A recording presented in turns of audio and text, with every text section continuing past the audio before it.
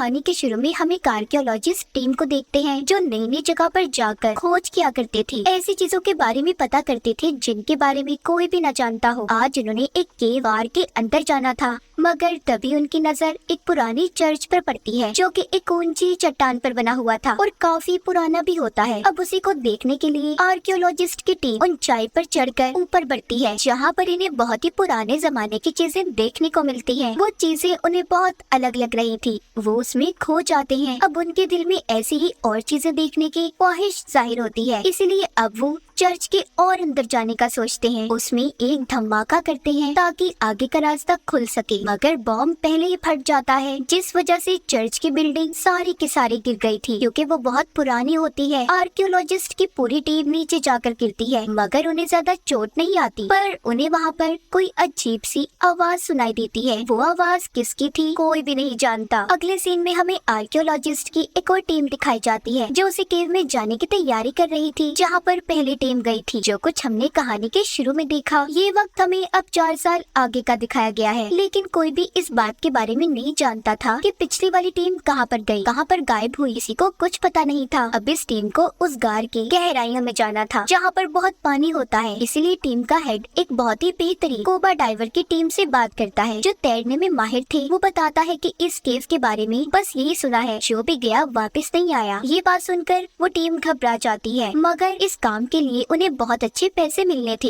इसीलिए वो केव में उनके साथ जाने के लिए तैयार हो जाते हैं। अब जब ये सारी टीम हेलीकॉप्टर से उस जगह पर पहुंचते हैं तो इन्हें वहाँ पर पुरानी टीम के जूते भी मिलते हैं जो 4 साल पहले यहाँ पर आए थे। स्कूबा डाइवर की टीम का एक लड़का जिसका नाम टाइलर होता है, वो वहाँ पर डॉक्टर कैथरीन से बात करता है। ये लोग आपस में हर चीज का प्लान बना रहे थे। अब हेड जिसका नाम जैक होता है, वो अपनी टीम को बताता है कि हम केव में पूरे 18 दिन तक रहेंगे और आहिस्ता आहिस्ता वहाँ से अजीबोगरीब चीजों को बाहर भेजेंगे, इसलिए हर कोई अपना सामान चेक कर ले ताकि कल को कोई गड़बड़ ना हो। अब वहाँ पर एक डॉक्टर आता है, वो सबको कुछ अजीब चीजें दिखाता है जो इन्हें केव के अंदर से मिली थी, जिसमें कुछ एंटीक्स नायाब चीजें थी और कुछ अजीब तस्वीरें भी। उन्हें देखकर ऐसा लग रहा था कि जैसी तस्वीरें किसी अजीब से क्रिएचर की हो। वो यहाँ पर सबको एक कहानी सुनाता है जो आसपास के गांव में बहुत मशहूर थी। वो कहानी ये थी, जो इस शहर का राजा था वो भी इस केव में गया था क्योंकि उसे ये खबर मिली थी कि वहाँ पर कई टन सोना छुपा हुआ है। वो राजा जब केव में गया तो उसके बाद फिर कभी वापस नहीं आया। लोगों का कहना था कि इस गार में कोई अजीब सा क्रिएचर रहता है। जैक को ये सारी कहानी सुनकर उन बातों पर यकीन नहीं आता, मगर डॉक्टर जैसे कहानी बता रहा था उसकी बातों से तो यही लग रहा था कि इनमें कुछ तो सच्चाई जरूर है, इसीलिए इन्हें संभल कर रहना है। अब अगले दिन सारी टीम एक एक करके केव गार में नीचे उतरती है। हम केव का नजारा देखते हैं जो बहुत बड़ी थी और खौफनाक किस्म की। उस केव में नुकीली चट्टानी थी और बीच में पानी जिसमें गहराई बहुत ज्यादा थी। यहाँ पर पहुंचकर जैक सबसे पहले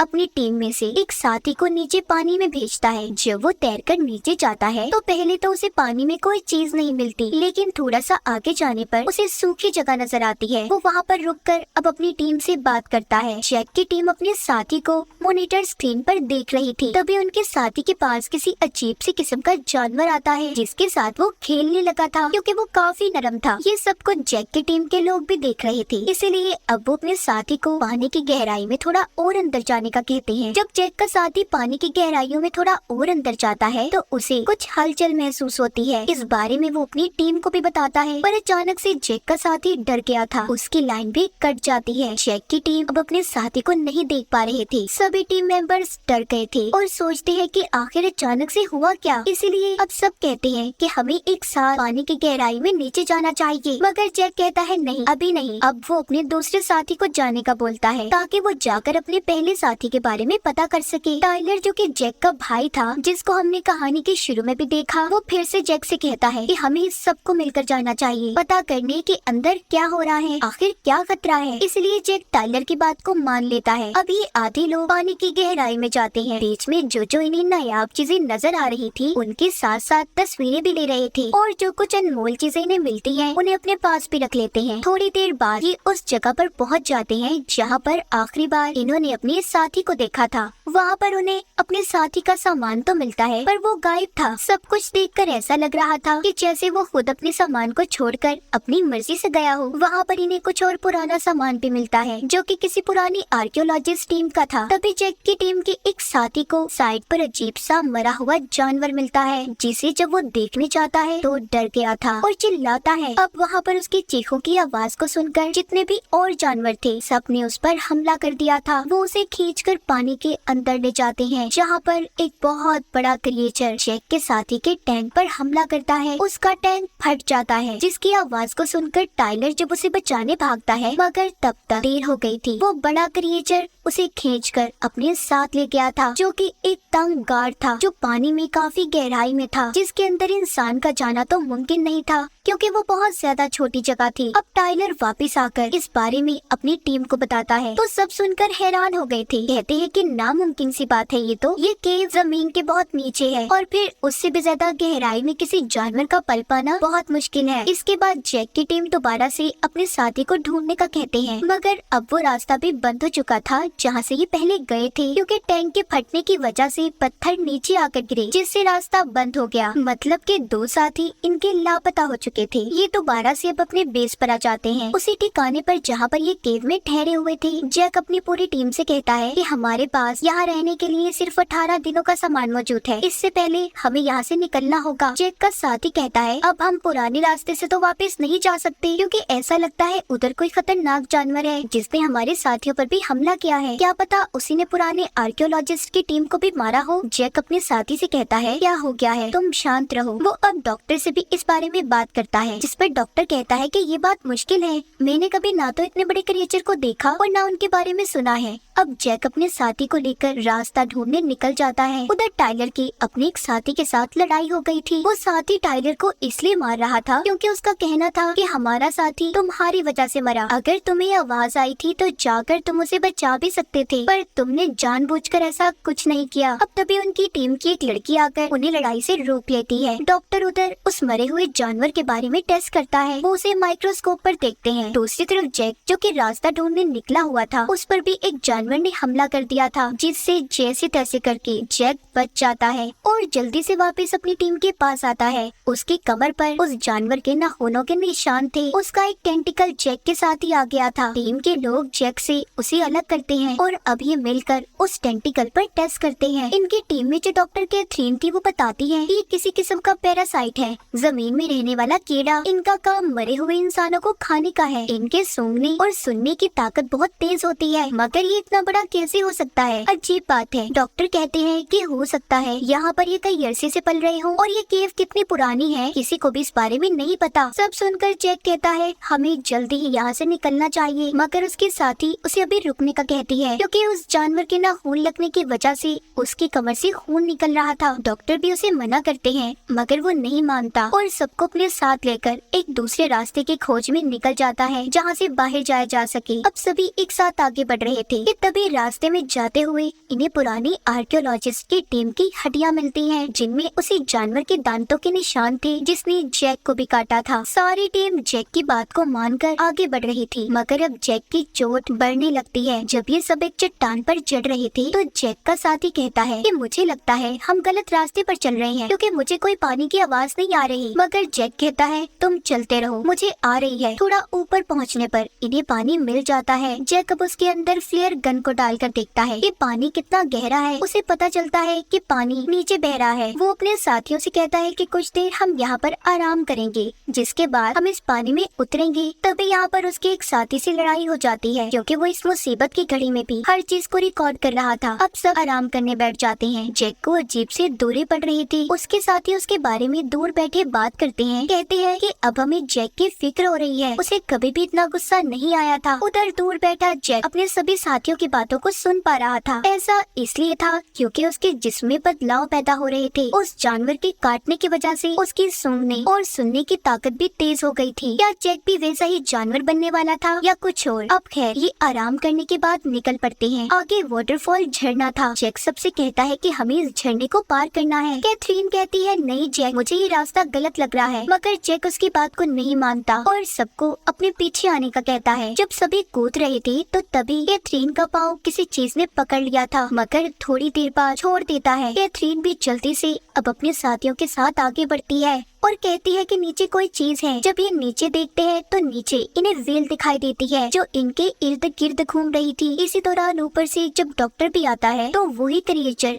जिसने जैक को काटा था वो एकदम से आकर डॉक्टर पर हमला कर देता है। उन्हें अपने साथ केव में ले गया था। जैक उसका पीछा करता डॉक्टर को बचाने की कोशिश करता है मगर नहीं बचा पाता। तभी जैक की नजर उस क्रिएचर पर जाती है जिसके जिस्म पर टैटू बना हुआ था। वो उसे देखकर सोचता है कि शायद ये अजीब सा दिखने वाला क्रिएचर पहले कभी इंसान हो, क्योंकि जानवरों के जिस्म पर तो टैटू नहीं होते। अब उसे अपनी भी फिक्र होने लगी थी क्योंकि इसे भी ऐसे ही क्रिएचर ने काटा था। अब जैक वापिस आ जाता है मगर इस बारे में वो किसी को भी कुछ नहीं बताता। डॉक्टर कैथरीन उसे बहुत डांटती है, कहती है मैंने कहा था ना तुम्हें ये रास्ता गलत है। जैक तुम्हारी वजह से हम यहाँ पर फंसे और तुम्हारी वजह से ही डॉक्टर की जान गई है। आगे आकर ये एक जगह पर बैठ जाते हैं जहाँ पर इन्हें पानी का तेज बहाव नजर आता है। सब जब उस रास्ते से जाने लगते हैं तो जैक सबको मना करता है और कहता है कि नहीं, हम चट्टान के ऊपर चढ़ेंगे और फिर वहाँ से दूसरी तरफ जाएंगे। कैथरीन सुनकर टाइलर से कहती है कि जैक अपने होश खो चुका है, वो नहीं जानता कि वो क्या कर रहा है, इसलिए हम में से किसी को टीम को लीड करना होगा। मगर टाइलर उसकी बात को